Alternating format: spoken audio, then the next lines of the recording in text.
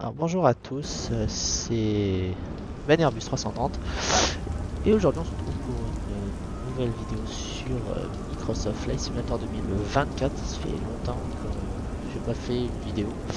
Alors aujourd'hui un petit peu spécial, on se retrouve sur un Airbus 330 pour un tutoriel en fait sur l'opération de l'Airbus A330. Alors l'opération, c'est-à-dire le vol avec un Airbus A330 de la position cold and dark, donc froid et sombre, jusqu'à l'arrivée à notre aéroport de destination. Voilà. Alors aujourd'hui, nous ne ferons pas une traversée transatlantique. Euh, pour ça, je vais vous donner la raison. En fait, tout simplement, j'aimerais attendre qu'on ait les outils CPDLC ACARS pour vous montrer vraiment les procédures que l'on effectue sur une traversée transatlantique. Je parle au niveau de l'ATC, au niveau du FMS, au niveau des procédures tout simplement. Et toutefois, on va faire une vidéo quand même sur un vol relativement long, de l'ordre de 4 heures quand même, entre Détroit et Los Angeles. Un vol qui est effectué dans la vraie vie, alors par Delta Airlines. La seule différence, c'est que dans la vraie vie, c'est un Boeing 767-300 qu'il fait. C'est le vol Delta 794, pardon. Et bon, bah, tout simplement, nous, on va le faire en A330. Voilà. Donc, on va commencer. On a un départ d'ici 1 heure environ, à peu près. Et on va commencer le démarrage de l'avion. Alors, le plan de vol a été créé, je vous montrerai après. Pour commencer, on va mettre les batteries sur on. Alors, on doit vérifier qu'on est au-dessus de 25 volts. C'est le cas, on est à 27,5, donc il n'y a pas de souci. Sur le 330, on a 3 batteries, la 1, la 2 et la 3. On met la 1 en premier, on attend un petit peu, voilà, on met la 2 et on met la 3. Maintenant, on a deux possibilités. Soit on démarre l'external power A et B, vu qu'on a les A et B connectés, soit on démarre tout de suite la PU. Ce qu'on va faire pour aujourd'hui, on va démarrer les external power d'abord, et ensuite on va démarrer la PU. Comme on a les deux, voilà. On va mettre les deux. Voilà. Donc tout doucement l'avion prend vie.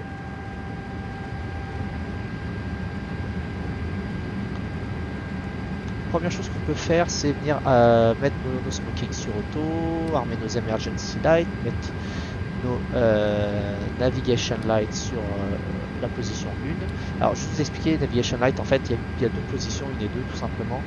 Sur les ailes, il y a deux positions de lumière de navigation, il y a deux lampes en fait sur les ailes. La une c'est la première lampe, la 2 c'est la deuxième lampe. Voilà. Donc, par exemple, si on a une qui tombe en panne, on peut utiliser la deuxième. Certaines compagnies utilisent pendant un vol la 1, l'autre vol la 2. Ça c'est propre à la compagnie. Aujourd'hui on va utiliser la position 1. Les strobes sur auto, comme ça si on oublie au décollage, bon, j'ai fait un truc sans vous le dire, non, c'est pas grave. Les strobes sur auto, comme ça si on oublie de les mettre sur un au décollage tout simplement, et bien ils vont se mettre automatiquement. Ils vont s'allumer automatiquement, voilà. Ensuite, le crew oxygen supply sur on. Le ground control, ça c'est l'enregistreur du CVR, le cockpit voice recorder, l'enregistreur des sons du cockpit. Au sol, les moteurs arrêtés, on le met sur ground control sur on. Voilà. Ensuite ici, comme on est aux États-Unis, on met 100 pouces de mercure. On appuie sur la touche B, ça nous met l'altimètre à 998. On peut se mettre les contraintes.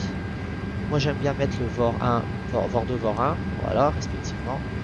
J'aime bien voir la tablette aussi, ça c'est obligatoire. Les lumières sont pareilles. J'aime bien avoir des lumières dans le cockpit. Voilà. Au moins celle-ci. Alors, il y a juste un truc.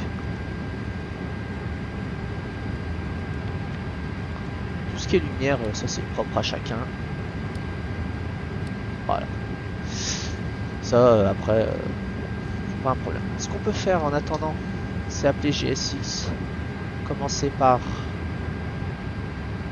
lui envoyer le plan de vol, tout simplement. Ça, c'est la première chose. La seconde, on vient dans Additional Service. On va demander Lavatory service has been requested. toilettes. On continue ici avec les IRS. Ça prend environ 8 minutes. 7 minutes. Donc on peut tout de suite les mettre sur on. La 1, la 2 et la 3. En fait, la 1 alimente le côté gauche, les instruments côté gauche, c'est-à-dire PFD, ND, et Primary Flight Display, Navigation Display du commandant de bord. La 2, le Primary Flight Display, Navigation Display du côté droit, celui du copilote. Et la numéro 3, les stand-by ainsi que tout ce qui va être autopilote. Voilà. On peut démarrer la PU tout de suite, histoire de mettre de l'air, d'envoyer de l'air en cabine. Sur l'Airbus, il est fortement conseillé de pas garder la PU allumée, de pas garder la PU éteinte plus de 20 minutes. Si vous n'avez pas d'air conditionné, tout simplement pour renouveler l'air en cabine. Avant de démarrer la PU, on va tester l'alarme de détection incendie. On reste appuyé dessus. On voit que les voyants s'allument, ça sonne. Ensuite, en bas, on a la page de la PU qui s'allume et on a le LUCAM qui nous dit qu'on a un APU en feu avec ce qu'il faut faire. Et on a les Master Caution qui s'allument. On relâche et les voyants s'arrêtent. Ici, on peut amortir l'alarme. On démarre la PU. Donc, la PU, le master, ce qui ouvre la porte de la PU derrière, et les PU start. On allume le master, on compte environ 3 à 5 secondes. Ensuite, on met les PU start. 1001, 1002, 1003. Et on appuie. On va voir sur les cams inférieurs que le flap va s'ouvrir. On va attendre.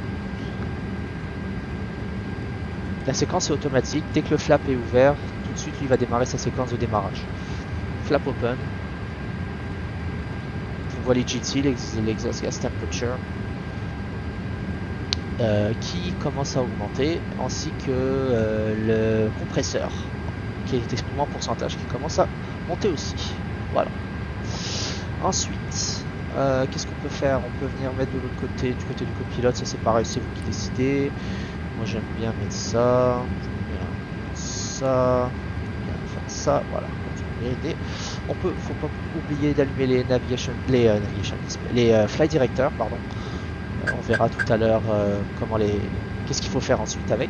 Enfin, je veux dire les vérifications.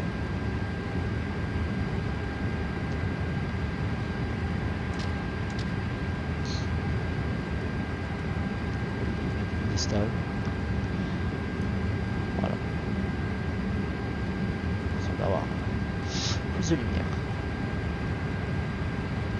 Ensuite, sur le FB, intéressant, on peut venir importer notre plan de vol. Pour ce faire, on vient en haut ici, dans, excusez-moi, dashboard. En haut à droite, SimBrief, on appuie dessus. Et là, on a notre plan de vol. Ah ouais, on a eu un truc, alors attendez. On vient dans les paramètres. Je vais le faire avec vous. Alors, pour le SimBrief Pilot ID, on vient dans SimBrief, ici, Account Setting, Pilot ID, ce sont des numéros, pour rappel. CTRL C, copier. On vient ici, CTRL V, coller. On confirme et on est bon. Moi je veux mon avion en métrique kilo. Alors ici c'est tout simplement les choses à régler, ce qu'on peut personnaliser dans l'avion. Voilà.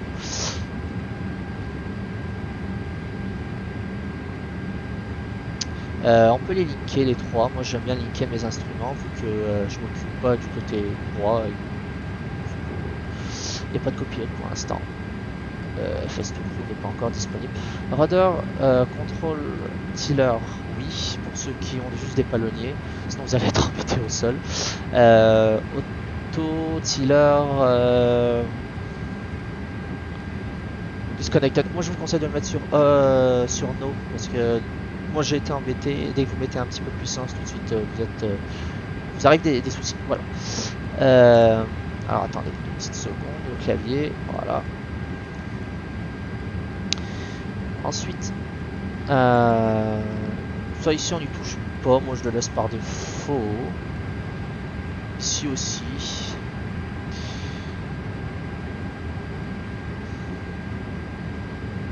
Les throttle calibration, voilà, on y est. Donc, moi je mets pas de reverse parce que j'ai pas de reverse. En fait, j'ai des problèmes de reverse.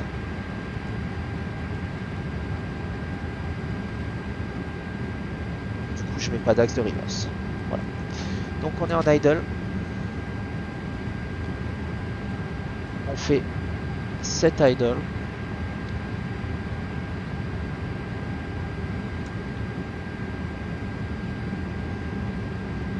Ensuite, 7 climb.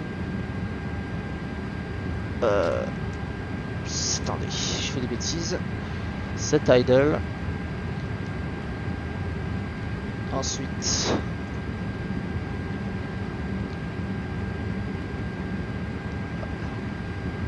cette climb.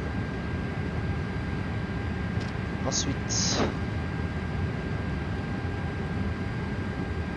cette flex. Et ensuite, cette toga. Voilà.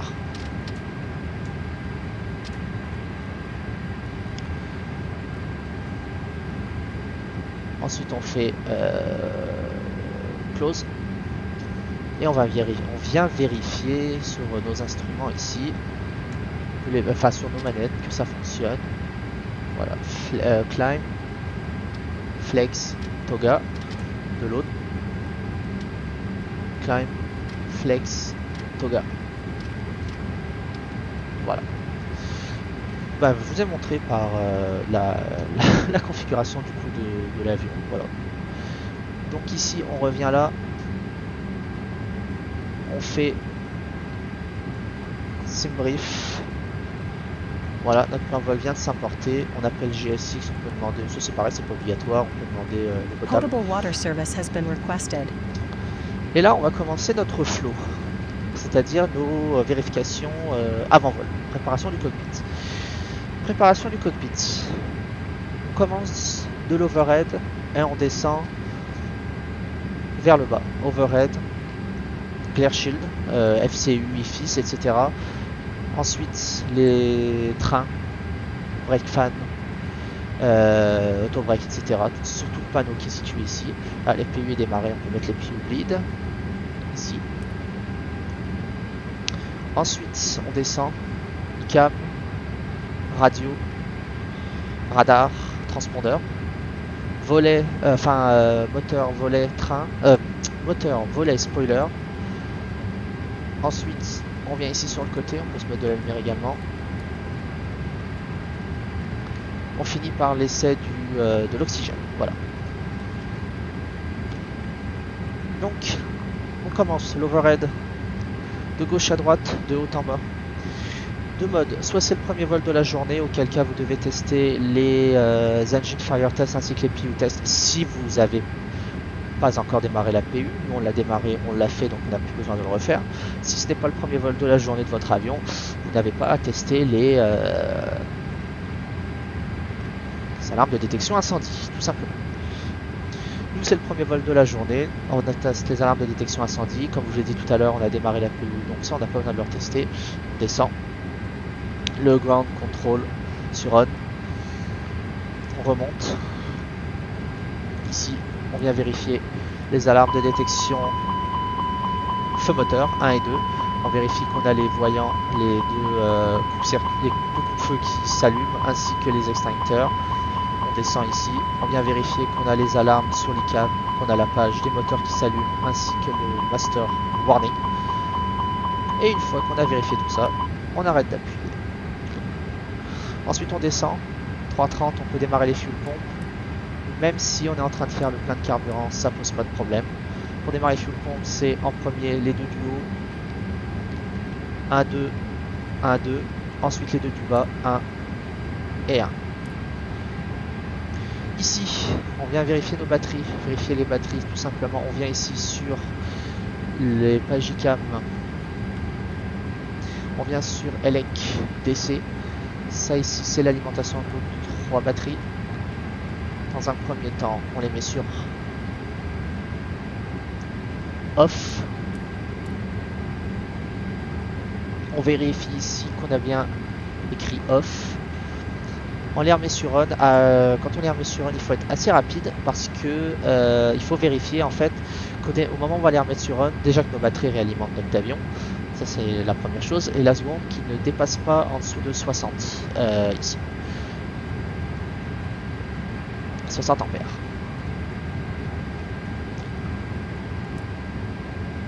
Voilà. J'ai été un peu long.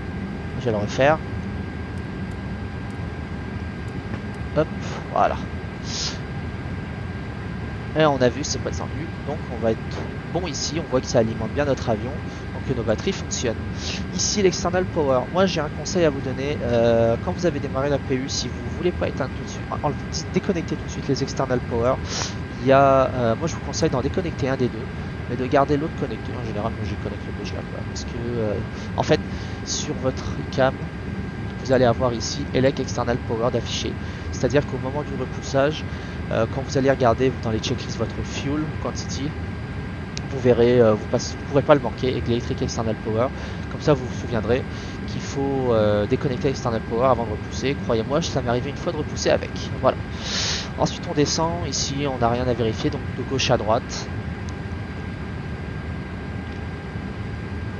Les feux, ben, tout à l'heure, on les a mis. Hein, les strobes.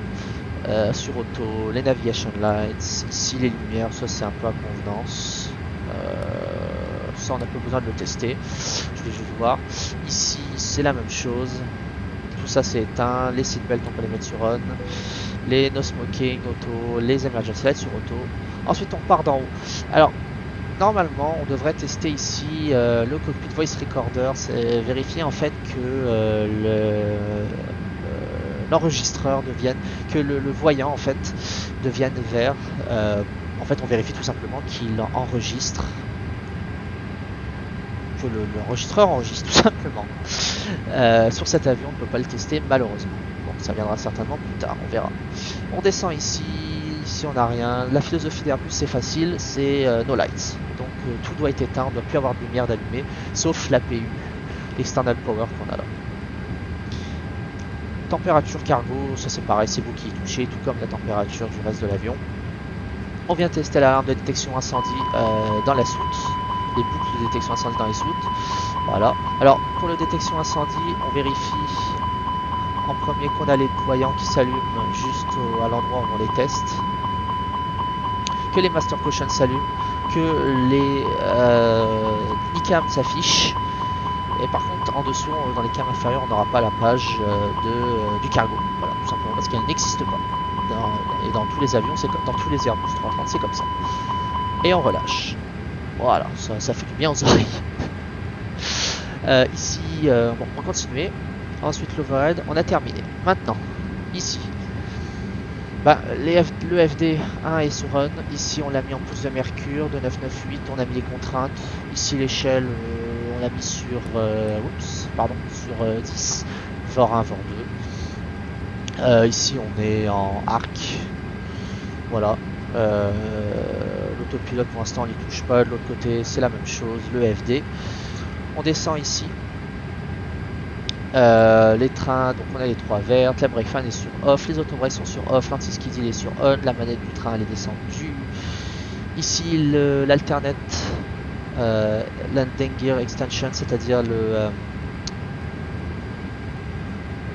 la sortie d'urgence, la sortie de secours du train, comment je peux vous dire ça, le système de descente de train en cas de panne hydraulique, il est ici. Donc on vérifie qu'il est en position, que le cache est bien remis. et qu'il est sur off, hein, tout simplement, en fait, qu'il est juste bien, qu'il est en bonne position et que le cache il est en position. Voilà. Les DCDU, c'est-à-dire pas les DCDU, pardon, on remonte ici. Lui, il est, on va le vérifier tout à l'heure. Donc Terod Node, on n'en a pas besoin. Northref, c'est pareil. Ici, on n'en a pas besoin. L'heure, ben, il est 12h51. Ça me fait penser qu'on peut appeler le catering. Les DCDU ici pour les messages ECARS, SCP-DLC, tout ça, ils sont allumés. Les FMS pour l'instant, on les touche pas. Ici, tout est en position normale. On va venir vérifier l'huile. Pour ça, on vient sur la page Engine. Les FADEC étant éteints, on a les croix. Les FADEC, qu'est-ce que c'est? C'est les ordinateurs qui contrôlent les moteurs. Les actions qu'on va faire sur les moteurs, donc par exemple idle climb, flex toga. En fait, c'est les ordinateurs qu'il y a dans des moteurs qui gèrent pour nous les réacteurs au niveau puissance, au niveau carburant, etc. On le met sur Engine, pour l'instant on a les croix. Pour vérifier les FADEC, l'huile, on a deux possibilités, soit on met l'Engine Mode Selector sur Start, soit on allume les FADEC. C'est pas très bon d'allumer les... on déconseille d'allumer l'Engine Mode Selector sur Start parce que c'est pas bon pour les packs, tout simplement. En mettant sur Start, vous allez couper l'alimentation des packs. Qu'est-ce que c'est les packs? Pour rappel, c'est l'air conditionné en cabine. L'air étant prélevé en l'occurrence de l'APU via les bleeds. Le bleed, donc le prélèvement de l'APU, ça va venir... en fait, pour démarrer les moteurs, on a besoin d'éteindre l'air conditionné en cabine, de rediriger l'air de l'APU vers les moteurs pour avoir une pression d'air pour démarrer nos moteurs. C'est des démarreurs pneumatiques.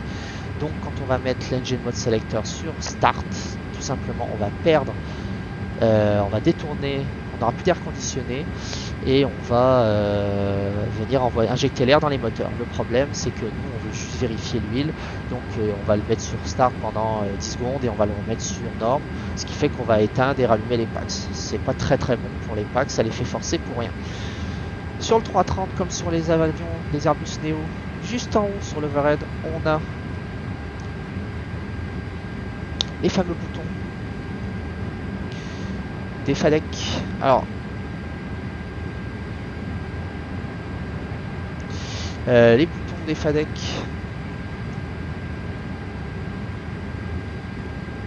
excusez-moi, quand il fait dans la... Voilà, ils sont ici. Donc on enlève le cache, on appuie dessus. Même chose de l'autre côté, on enlève le cache, on appuie dessus. Les FADEC, ils vont rester allumés pendant normalement 5 minutes. Au bout de 5 minutes, ils vont s'éteindre tout seuls. Voilà. Et il va falloir les éteindre. Normalement, on les éteindrait nous-mêmes quand même. Et on remettrait les caches. Ensuite, l'huile. Ici, on est à 15.7, 19.5. C'est rare que ce soit à 19.5, 15.7. On en a assez, on est dans la normalité. Ici, c'est plutôt rare. En général, on est autour de 17. On rééteint les FADEC, on remet les caches, l'huile est vérifiée. Comme on est ici, ben, on continue, on vérifie qu'on a les croix d'ailleurs, on a de nouveau les croix. On vérifie ici les bleeds, je vous parlais tout à l'heure. Les moteurs étant éteints, forcément l'air n'est pas prélevé des moteurs, hein, c'est tout à fait normal. La rame air ici, bon, ben, elle n'est pas sortie, heureusement on n'en a pas besoin. On vient juste vérifier que la PU bleed alimente bien l'avion en air, pardon. Cabine presse, on est à 0, c'est normal, l'avion est au sol. Vertical speed, 0 aussi, on n'est pas en montée. Alors normalement ici on devrait avoir l'altitude de l'aéroport de destination, en l'occurrence Los Angeles. Là on ne l'a pas pour la simple raison, c'est que la route n'est pas encore rentrée dans le FMS. Donc lui il prend sa source en fait de la route, rentrée dans le MCDU. Et il vient mettre automatiquement l'altitude de l'aéroport de destination. Comme on n'a pas rentré de route, bah forcément là il est sur l'altitude de l'aéroport de Détroit.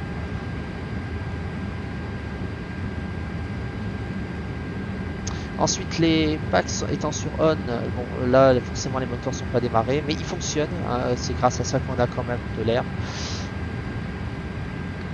en cabine. Forcément ça pressurise pas, hein, comme on est au sol, on n'a pas besoin de pressuriser l'avion, d'ailleurs il faudrait pas, sinon on serait pas capable de manipuler les portes par exemple. On vient ici, ELEC, AC, bon.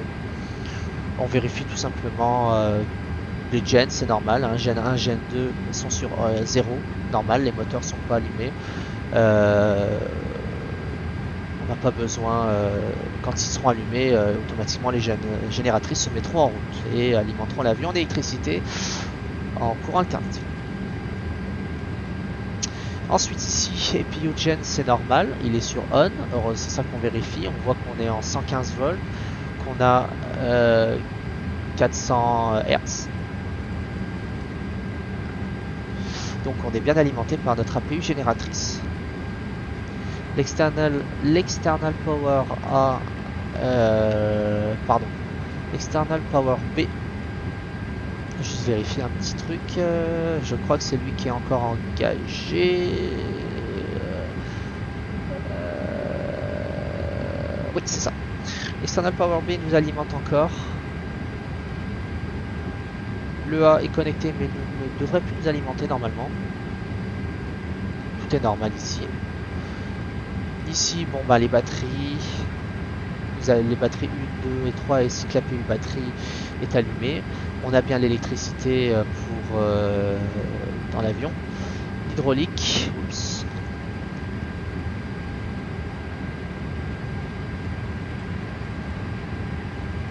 Hydraulique. 330. 4 circuits. En fait, 3 circuits et un circuit divisé en deux.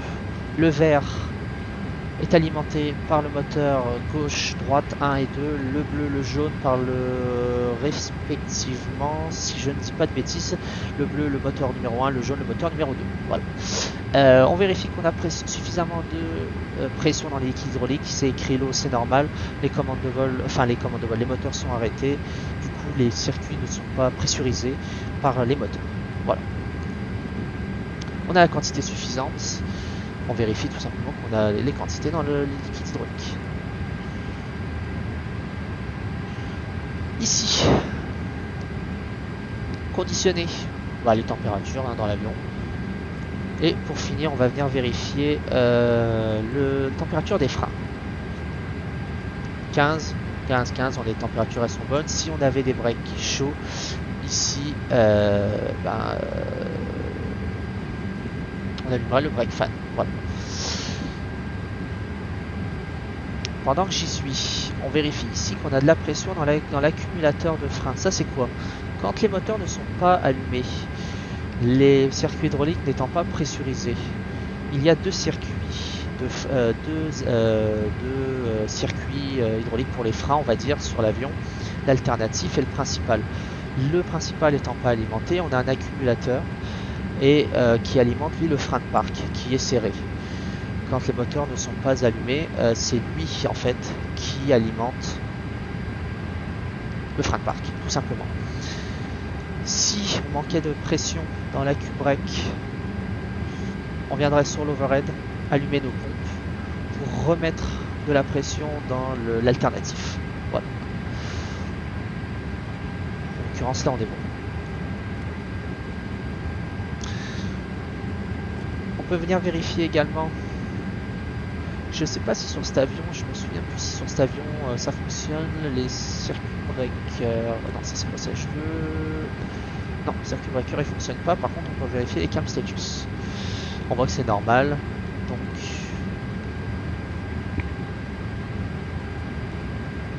à ce niveau-là, il n'y a pas de souci. Les moteurs, les gars, sont sur idle. Ici, on peut allumer la VHF 2, 3, donc 1, 2 et 3. L'intercom en cabine ainsi que le ground crew, pour que le ground crew puisse nous appeler. Les lumières, on les a vues ici. Ici, on touche à rien pour le moment. Simplement le ground control du predictive windshield, on le met sur auto. TCAS, moi j'aime bien. Alors, on le met sur TARA. Ici, normalement on devrait le mettre sur above. Moi j'aime bien le mettre sur all. Étant à la guette, on le laisse pour l'instant sur off.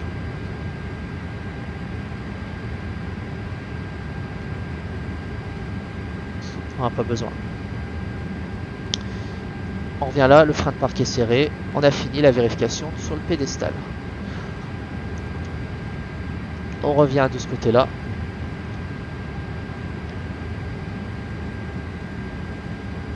Ici, on va venir tester l'oxygène.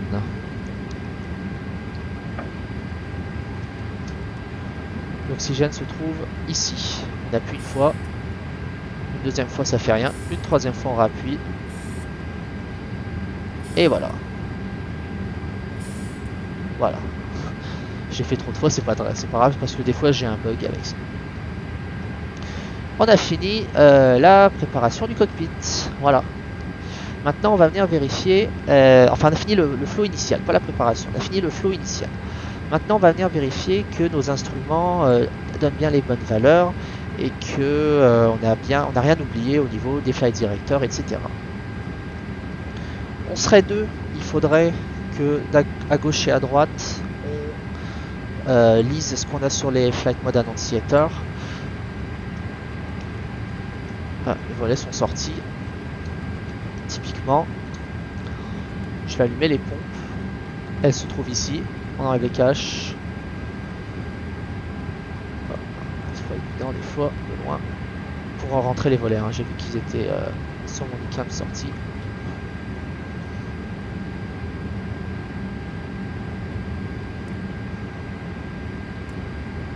J'aime bien allumer les trois. Voilà.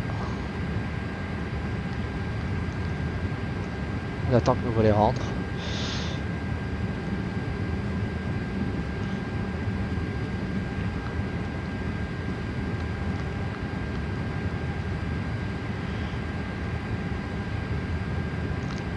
Voilà, nos volets sont rentrés.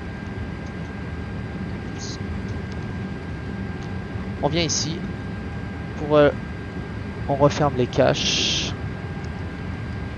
Pour éteindre nos pompes, on allume en bas, off, off, off, et on rappuie une seconde fois pour éteindre les voyants. Voilà.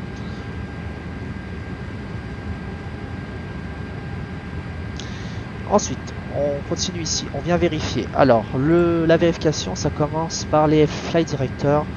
Le commandant annonce un FD2. À droite, on vérifie un FD2.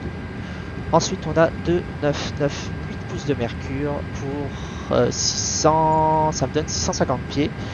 On vérifie le stand-by ici, 2,998 pouces pour environ 650 pieds. À droite, il vérifierait 2,998 pour 650 pieds. Et on dirait l'altitude de l'aéroport, ça me donne, je crois ici, l'aéroport, il est à... excusez-moi, j'ai pas vérifié mes cartes. Non, c'est pas celui-là, je veux... Désolé, c'est celui-là. L'aéroport, il est à 640 pieds. Ensuite, les caps, on a 126. On vérifie celui en dessous du PFD. On vérifie celui du ND. 126. On vérifie le RMI ici. 127, 126, 127.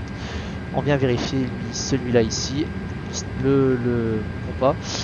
Quand c'est le premier vol de la journée, on vérifie le compas. Quand ça ne l'est pas, on vérifie pas le compas. Voilà. Et là, on va dire 125. Donc, on voit qu'on n'a rien oublié ici au niveau des instruments. On va pouvoir débuter l'embarquement.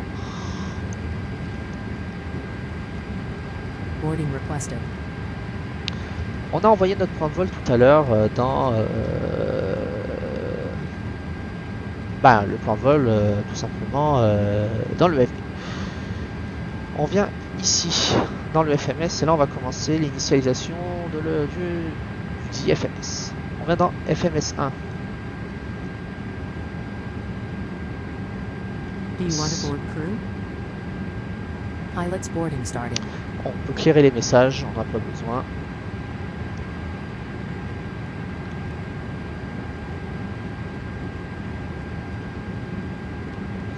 Ici, on vérifie le cyclérac pour être sûr qu'il ne reste aucun vestige, c'est-à-dire données de l'autre vol précédent. Hello, Captain. We're ready for pushback. On vient ce qu'on appelle swapper la database, tout simplement on vient cliquer sur l'eau du dessous, on sélectionne fois, deux fois et on revient sur la database initiale. C'est juste pour effacer tout ce qu'on aurait pu avoir dans l'ordinateur de vol. On revient ici parce que quand on a swappé la database, ça nous éteint les flight directeurs. Donc, qu'est-ce qu'il faut faire? Les rallumer.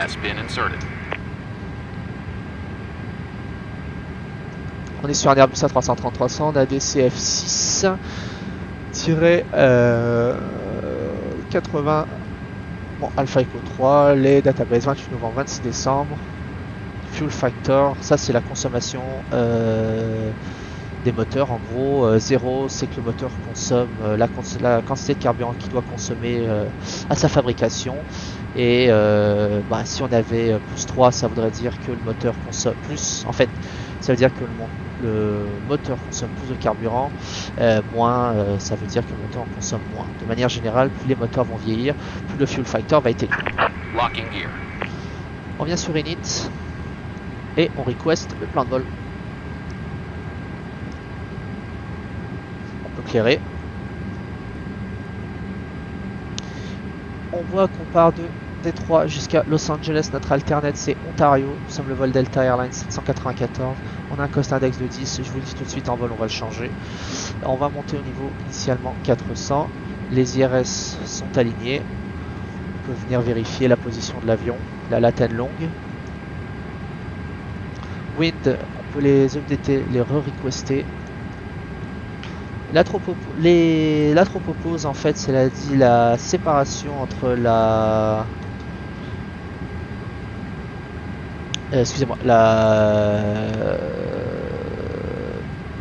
troposphère et si je ne m'abuse la stratosphère à vérifier. Il me semble que c'est la séparation entre la troposphère et la stratosphère, mais j'ai un doute. Je ne crois pas. Je sais que c'est la troposphère, mais l'autre couche, je ne suis plus certain. On vient vérifier. En fait, on le rentre parce que des fois, quand on passe la tropopause, on peut se retrouver dans la turbulence. Ça peut créer certaines turbulences. Et puis, et pour les calculs de performance en l'air, l'avion en a besoin pour être tout simplement plus précis dans son calcul de performance en vol. Tropopause aujourd'hui, elle est de 29 400 pieds. On le tape.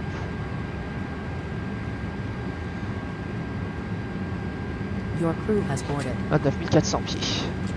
Ensuite on vient dans Flightplan Détroit. Aujourd'hui on part de la piste 03 gauche, départ KLM 3.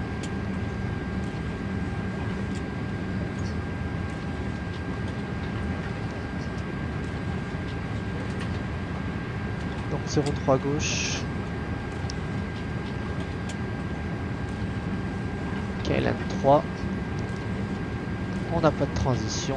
Ici on vient valider 03 gauche, KLM 3. Oups, non, attendez, j'ai peut-être fait une erreur. Ouais, on a une transition, c'est smooth. C'est ce que nous avons ici, smooth. Donc 03 gauche, KLM 3, transition smooth, on insère. KLAX, arrivée. Los Angeles, on arrive, attendez, hop. Sur la 24 droite, une arrivée Angel 4, transition Armen. Donc on cherche l'ILS 24 droite. Ici. Angel 4. Alors je pense que c'est Akmen et non Armel. C'est Akmen, pardon. J'avais vu un R, non c'est un K. Akmen. On vérifie I 24 droite pour ILS. Star Angel 4. Transition Akmen. On insère. On vérifie ici que la distance correspond à ce qu'on aurait sur le plan de vol. Si on avait une différence, c'est que potentiellement on aurait un problème de navigation, un point qui ne correspond pas ou des distances qui ne correspondent pas. La distance elle est de 1751 nautiques, ici nous avons 1743 nautiques, voilà. Que la tolérance elle est acceptable. On descend ici par les flèches, on vient annuler nos discontinuités.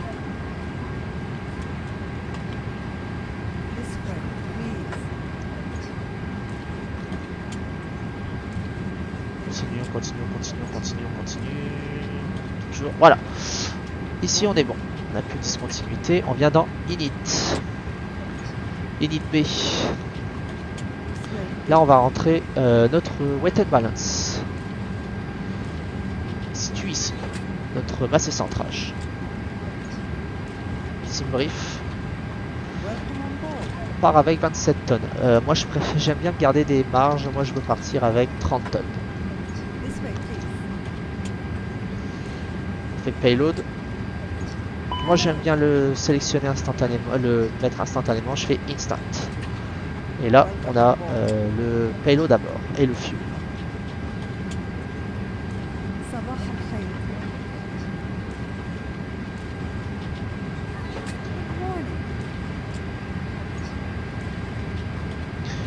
On le voit ici, on a 30 tonnes. Et on vient dans le MCDU. On appuie une fois, ça nous le rentre. Le Zero Fuel Weight et le Zero Fuel Weight CG. On vient mettre 30 tonnes ici. Dans Block Fuel.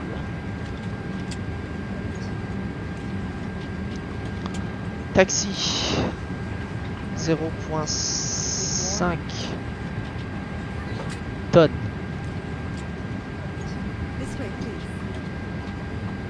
Final Reserve, on a 2 tonnes 2 et pour l'alternate on a 2 tonnes 8, correction 2 tonnes. Donc Final Reserve 2 tonnes 2 et ici on met 2 tonnes 8 dans alternate. Normalement lui ici on le mettrait sur 0 mais on peut pas le faire pour l'instant, c'est format erreur. Le mid-test fuel il est à 5 tonnes. Donc on est... On peut venir vérifier, estimation à bord 7 tonnes 7. On a 3h59 de vol. Ensuite, on vient dans Second Flight Plan. On copie l'active. On vient sur le dernier point ici. Et on va rentrer notre aéroport de départ au cas où il faudrait qu'on revienne en urgence. Donc KDTW.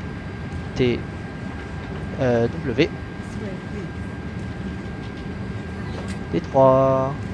Bon, KDTW dans New Test. KDTW Arrival. Aujourd'hui nous sommes below max landing weight, ce qui fait qu'on peut revenir sur la piste, sur une piste un peu plus courte au cas où ça pose pas de problème. En l'occurrence aujourd'hui ce serait l'ILS 03 droite. Non, on n'a pas de star ni de transition, on insère. Maintenant, on va aujourd'hui voler avec C Intention, donc pour ça on va démarrer C Intention. Également RAS et mon FCU.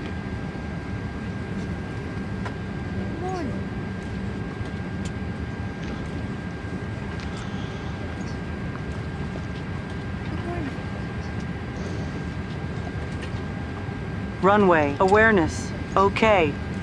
Meters.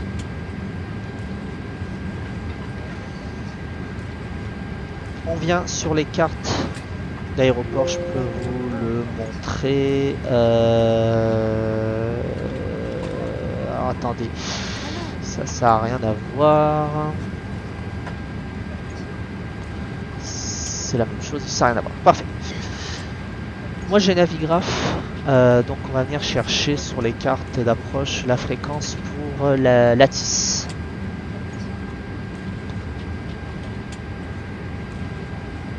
Je vous montre ici.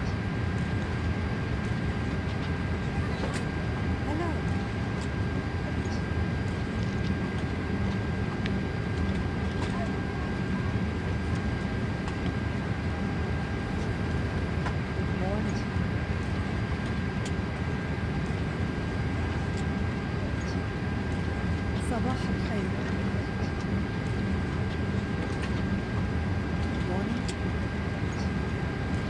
Ici, on vient taper KDTW. Hello.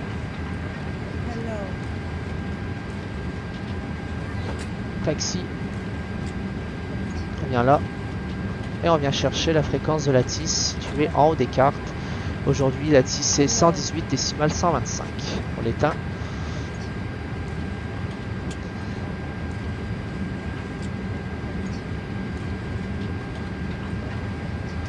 Et on vient le rentrer ici.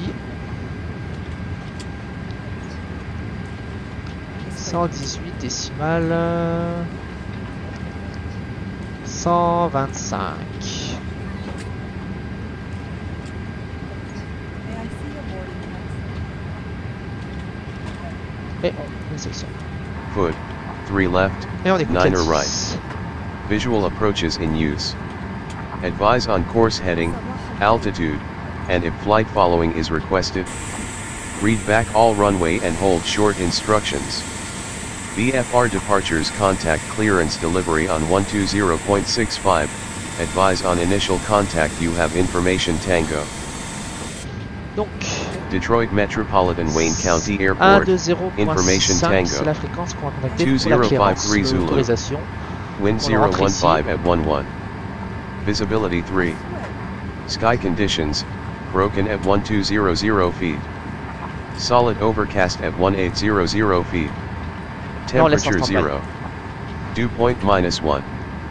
Altimeter 3009er. Arriving and departing runways 4 right, 4 left, 3 right, 9er left, 3 left, 9er right. Visual approaches in use. Advise on course heading, altitude, and if flight following is requested. Read back all runway and hold short instructions. VFR departures contact clearance delivery on 120.65. Advise on initial contact you have information Tango. Et on a l'information Tango, donc on vient basculer notre stand-by sur notre active.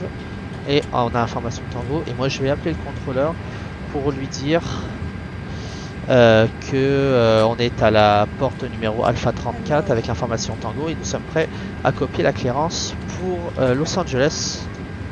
Je vais le faire de suite.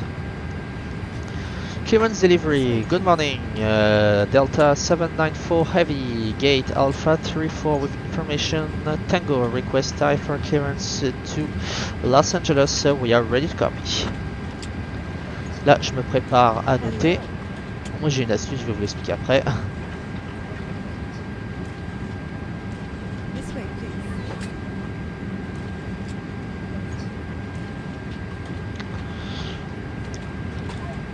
Boarding pass, please. Hello.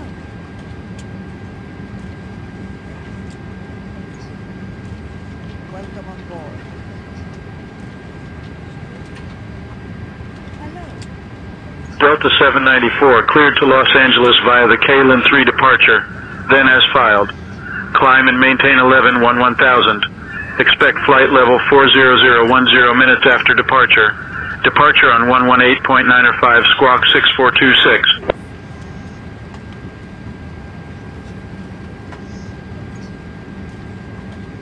Hello. Delta 794 is cleared to Los Angeles, KLIN 3 departure, then as filed, initial climb altitude 1000, expect flight level 3, expect flight level 40010 minutes after departure, departure frequency 118.95 squawk 6426.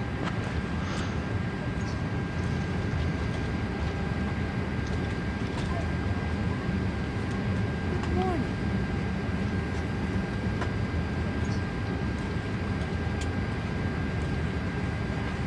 j'expliquerai après ce que j'ai fait. Welcome on board. Delta 794, route back correct. Ground is on 122.725, safe flight, sir. Ground 122.725, Delta 794. Donc le sol 122.725, on va rentrer ici, avant de l'oublier.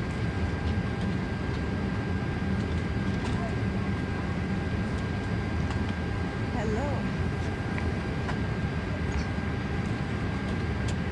Merci, Je pense que le contrôleur il est un petit peu malade. Hello.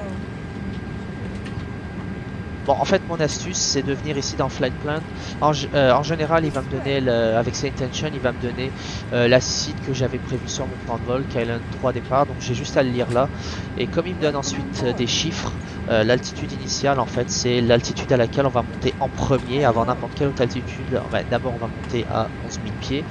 11 000 pieds, on vient le renseigner ici dans le pilotage automatique. Moi, je l'ai fait de mon côté sur mon pilote automatique physique que j'ai à la maison. Ensuite, moi je note la fréquence de départ qu'il m'a donné tout à l'heure, hein, 118,95, je le note sur mon scratchpad, ainsi que le transpondeur. Le transpondeur, je vais vous montrer. Hello.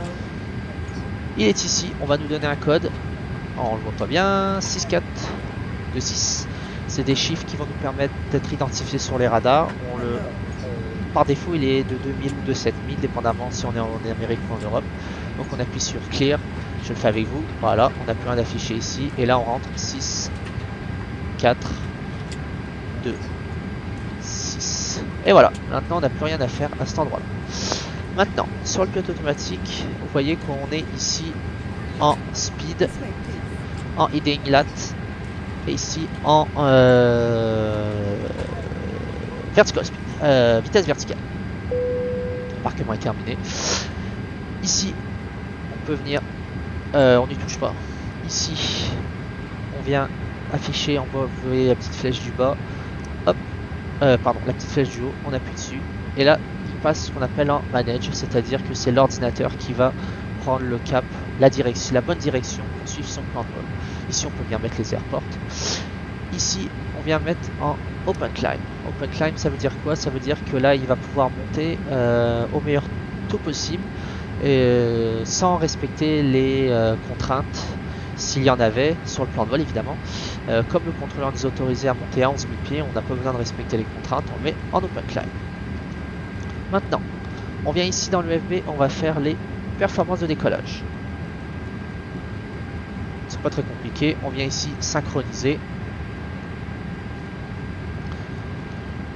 Je vous expliquerai pas tout ça ici parce que vous avez juste à faire synchroniser et les chiffres ici que vous allez avoir ils vont être bons. En gros on décolle de la 03 gauche, la piste a fait, on a une distance de 2660 mètres pour décoller. Le cap de piste c'est 200, heading, ouais, 287 degrés.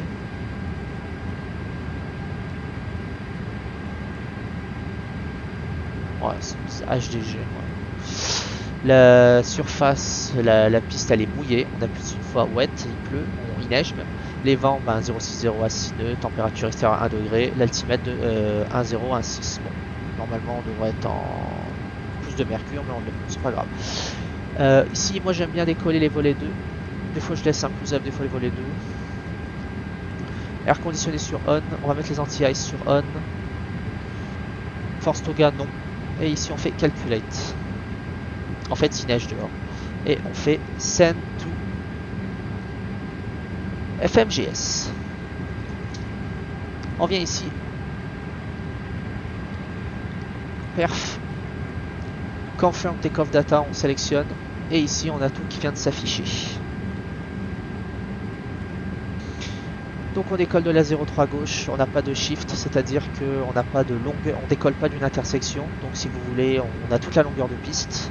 Si pour avoir un take-off shift, il faudrait qu'on décolle de l'intersection, auquel cas on lui rentrerait la distance qu'on perdrait, c'est-à-dire la distance qu'on aurait en moins pour décoller. Voilà, sur la take-off run available. Flaps 2, le trim up 4.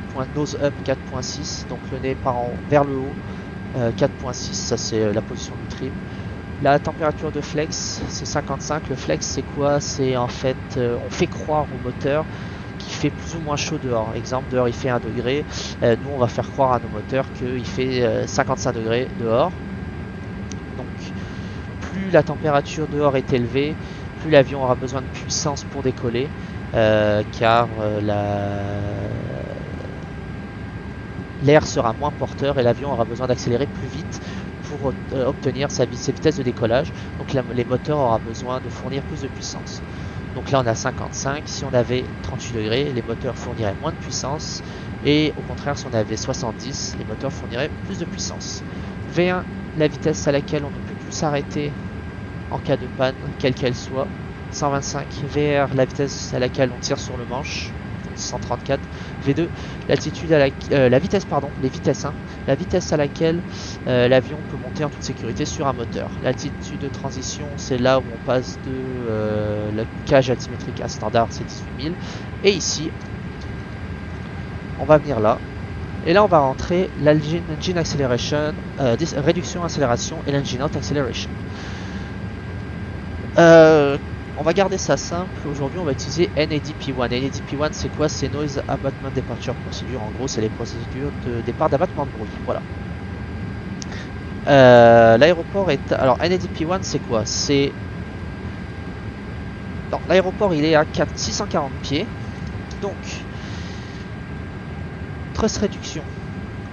Les moteurs vont réduire leur puissance à NADP1. C'est 1500 pieds plus l'altitude de l'aéroport. Donc 1500 pieds plus aujourd'hui 640 pieds. Donc 1500 plus 600 nous donne 2100. Donc 2140 pieds.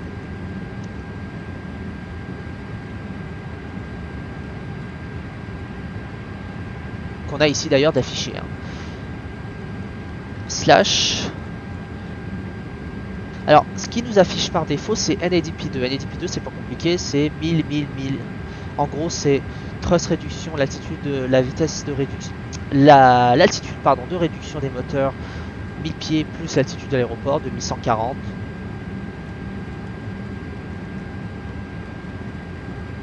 Non, attendez, ça marche même pas. Non, ça marche même pas parce que normalement NADP2 c'est 1000 pieds plus l'altitude de l'aéroport, donc ça ferait 1640 pieds. Donc ça ne marche même pas.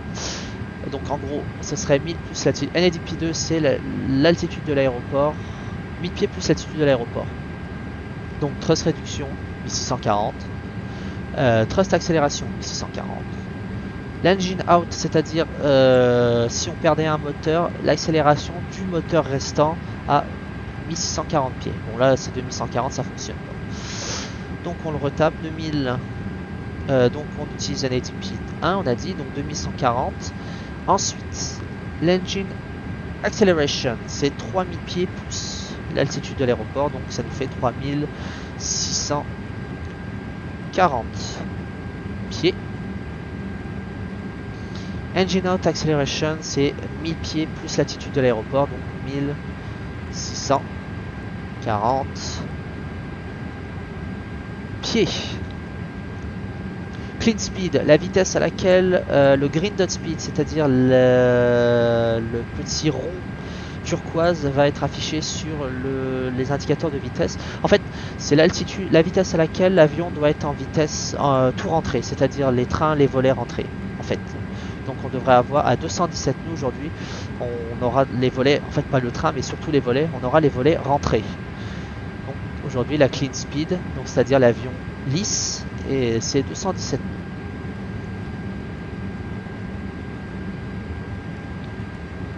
En fait à cette vitesse là, on va avoir, si on, en général on le laisse, on n'y touche pas en vol, vous verrez que après le décollage on va y toucher, mais si on veut monter rapidement, on va laisser le clean speed et là l'avion il va avoir un meilleur taux de montée. Voilà. Next phase, voilà. Et on vient le rentrer dans ici Précel. Ici, bon, pour la croisière, on a un post quantitative de 10, Mach 0.80, on sait 10. Voilà. Donc, voilà, cette vidéo est maintenant terminée. Ça conclut inclut la préparation du cockpit. La série de vidéos sera coupée en plusieurs parties. Vous imaginez que c'est long de tout expliquer et donc je ne peux pas faire la vidéo en une seule partie car elle serait beaucoup trop longue. Donc on va se retrouver pour la partie 2 de notre vol Détroit à Los Angeles.